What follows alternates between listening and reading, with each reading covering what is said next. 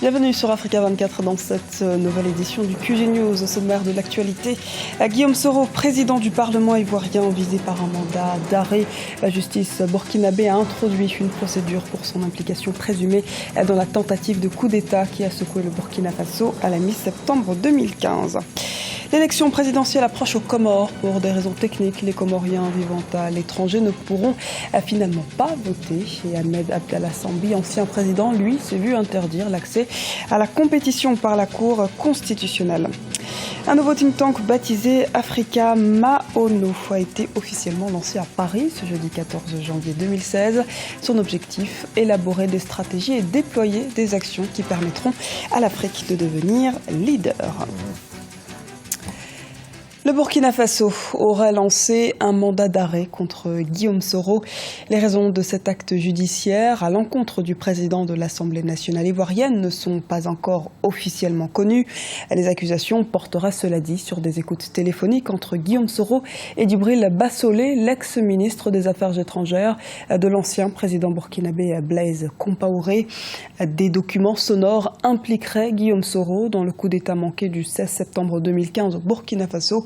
L'authenticité de ces documents a été confirmée par le Premier ministre de la Transition, Yacouba Isaac Zida. Écoutons à ce propos Alafé Wakili, directeur de publication de l'Intelligent d'Abidjan. Le mandat a été émis, il faudra certainement que le gouvernement burkinabé fasse, ou la justice burkinabé donne des détails à ce sujet. Si cela est avéré, ce que je peux dire, c'est que ça va mettre à mal la diplomatie entre Abidjan et Ouaga. Le nouveau président burkinabé avait déjà dit que si les faits reprochés au président de l'Assemblée nationale de Côte d'Ivoire sont avérés, il considérait cela comme un geste inamical. Est-ce à dire que les écoutes ont été authentifiées et il estime que c'est inamical et que il faut traiter la question sur le plan judiciaire avant d'engager le terrain diplomatique? Voici la première interrogation. Mais aussi la seconde lecture qu'il faut faire, c'est que il y a aussi, même malgré le départ de la transition à Ouaga, une sorte de jeu d'intérêt, de jeu d'influence entre l'équipe de la transition et entre ceux qui étaient au pouvoir et puis ceux qui viennent d'arriver, qui ont besoin un peu plus de temps pour maîtriser tout le système judiciaire, tout l'environnement politique qui a été créé avant d'avoir la même mise là-dessus. Donc c'est le dispositif de l'ancienne équipe qui continue d'agir sous le couvert de la justice. Il revient à la diplomatie, au nouveau ministre des Affaires étrangères du Burkina qui est connu pour ne pas être un va-t-en-guerre, un boutefeu. Il revient à cette nouvelle équipe et éventuellement nouvelles autorités d'imprimer davantage leur marque sur la conduite des événements pour éviter que la relation entre Abidjan et Ouaga soit aussi mauvaise et désastreuse comme ce qu'on a constaté durant la transition. Au Gabon, Jean Ping représentera l'opposition à la prochaine échéance électorale. Il a été désigné candidat du Front uni de l'opposition pour la présidentielle de 2016 ce vendredi.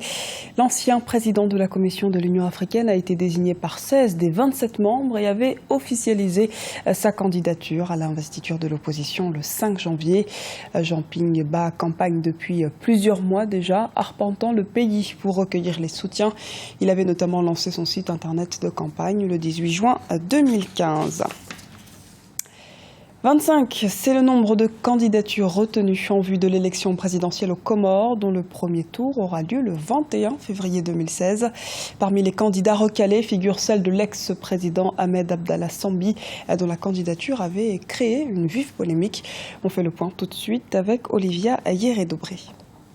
25 candidats en lice pour la magistrature suprême aux îles Comores. La Cour constitutionnelle a statué ce samedi 9 janvier 2016. Sur 28 postulants, 25 candidats ont été retenus pour participer à l'élection qui choisira le futur leader des 3 îles de l'Union des Comores, Anjouan, Grande Comore et Moélie. À quelques jours du premier tour des élections du 21 février 2016, certains candidats s'interrogent sur la transparence du prochain scrutin présidentiel. Se pose un sérieux problème sur la transparence du scrutin, et ce d'autant que les hommes du pouvoir ne s'en cachent pas de la volonté qui est la leur de tricher, et il l'affiche. Ça, c'est curieux, hein, que dans un pays, des hommes de pouvoir se déclarent ouvertement que de toute façon, leur candidat, donc Mamadou, a déjà gagné les élections. C'est effrayant. Ils ont très peu de respect envers le peuple comorien. Nous allons prendre toutes les dispositions pour limiter la fraude ou empêcher que cette fraude ait lieu. Attendu comme une première depuis 1975, le vote des Comoriens vivant à l'étranger n'aura finalement pas lieu. Raison technique invoquée. Si le principe est acquis, des candidats et certains partis craignent que le pouvoir ne manipule le vote de la diaspora à son profit. La présidentielle de 2016 dans les îles Comores sera couplée avec le vote des gouverneurs des îles. Seuls les 3 candidats arrivés en tête pourront se présenter au second tour le 18 avril 2016. Tous les candidats à cette présidentielle sont originaires de l'île de la Grande Comore, conformément à la règle de la présidence tournante instaurée en 2001. Un nouveau think tank africain a vu le jour à Paris en France ce 14 janvier, baptisé Africa Maono. Ses membres sont originaires d'une dizaine de pays africains. Maono signifiant vision en swahili, c'est ici un élément permettant de déceler l'ambition de l'association qui souhaite notamment incarner et encourager les transformations positives qui agitent le continent africain. Les précisions de Gladys Mwamba. Africa Mano, c'est le nom du nouveau think tank africain lancé ce 14 janvier à l'Hôtel de l'Industrie à Paris, en France. Africa Mano, qui signifie vision en swahili, se veut un cadre de réflexion et de valorisation du potentiel du continent en matière de développement. La première conférence était intitulée « L'Afrique, moteur du monde ». Nous avons voulu apporter notre contribution au développement de notre continent. Tout le monde s'accorde à dire aujourd'hui que l'Afrique a des potentialités, tant au niveau du capital humain, démographique, avec sa jeunesse, qu'au niveau donc des ressources naturelles et autres. Nous estimons que ce potentiel de l'Afrique, avec ce que nous constatons dans certains pays, croissance élevée, transformation économique, peut aussi trouver des limites à travers donc, les questions sécuritaires telles que le terrorisme ou les processus démocratiques mal ficelés. Selon les initiateurs de cette nouvelle plateforme, l'objectif d'Africa Mano est d'incarner et d'encourager les transformations positives du continent. L'élaboration de stratégies et le développement d'actions sont aussi au programme de cette association afin de permettre à l'Afrique de devenir leader. Les membres qui composent ce nouveau laboratoire d'idées sont originaires d'une dizaine de pays africains. Je crois que c'est un thème extrêmement important. Beaucoup avaient parlé avant de l'Afrique, avenir stratégique du monde. C'est bon de voir des cadres africains qui croient que l'Afrique peut être le moteur du monde. J'y crois profondément, comme je l'ai exposé pendant la rencontre, à cause du potentiel de l'Afrique en matière de jeunesse. Le monde entier est en train de vieillir, tous les continents. Il n'y a que l'Afrique, par la grâce de Dieu, qui rajeunit.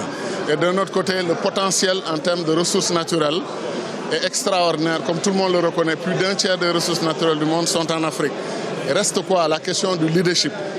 Un leadership qui peut mobiliser cette jeunesse, donner de l'espoir à cette jeunesse. 150 personnalités sont regroupées dans ce think tank, un panel de personnalités à compétences multiples qui prévoit de se réunir une fois par trimestre autour de thématiques spécifiques au développement et à la démocratie du continent. Après avoir perdu près de 9% de sa valeur, le rand sud-africain repart à la hausse. Les analystes sont d'ailleurs optimistes. L'économie de l'Afrique du Sud devra se redresser avec le concours de la Banque centrale, mais aussi de la confiance des investisseurs.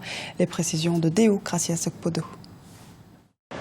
La monnaie sud-africaine, le rand, tente de gagner peu à peu de la valeur face au dollar après une chute qui suscite encore des inquiétudes dans le monde des affaires. Lundi 11 janvier, il a atteint son niveau historique le plus bas, perdant près de 9% de sa valeur avant de gagner 1,5% mercredi 13 janvier 2016. Pour les analystes, la monnaie a été victime non seulement des faibles perspectives économiques du pays, mais surtout des inquiétudes sur la morosité de l'économie chinoise. Nous sommes dans un cycle de compétitivité dans le monde. Les investissements commencent par se déplacer de l'Afrique de l'Est vers l'Afrique de l'Ouest. Nous avons des taux de croissance, des marchés beaucoup plus dynamiques qui se retrouvent vers l'Ouest de l'Afrique. Quand les pays émergents, sinon les pays d'Afrique les plus puissants, tels que l'Afrique du Sud, n'arrivent pas à suivre cette dynamique. Nous avons vraiment une dévaluation de ces monnaies. La chute de la monnaie qui a été constatée a dû réavoir un regain d'intérêt à partir du moment où les marchés auxquels l'Afrique du Sud est liée a pu vraiment commencer par se relancer. En 2015, la monnaie sud-africaine avait perdu 25% de sa valeur par rapport au dollar, notamment à cause de la baisse des cours des matières premières.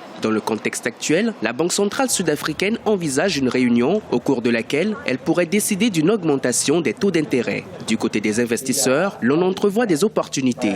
Ces derniers veulent anticiper sur l'éventuelle hausse des taux directeurs pour tirer profit des revenus des banques et autres établissements financiers. Moi, je pense que les investisseurs sont obligés de rester optimistes, du moins dans le court terme, parce que le déplacement des investissements suppose un certain nombre de préalables. C'est pour ça que l'Afrique du Sud a encore une chance sur le court terme de régler sa politique monétaire, de sorte à ce que les investisseurs continuent d'avoir confiance au marché. Nous, en tant qu'économistes, c'est de dire que le marché sud-africain rassure. Du moins sur le court terme, à partir du moment où la dévaluation de la monnaie sud-africaine n'est pas encore due à des déficits assez structurels de l'économie.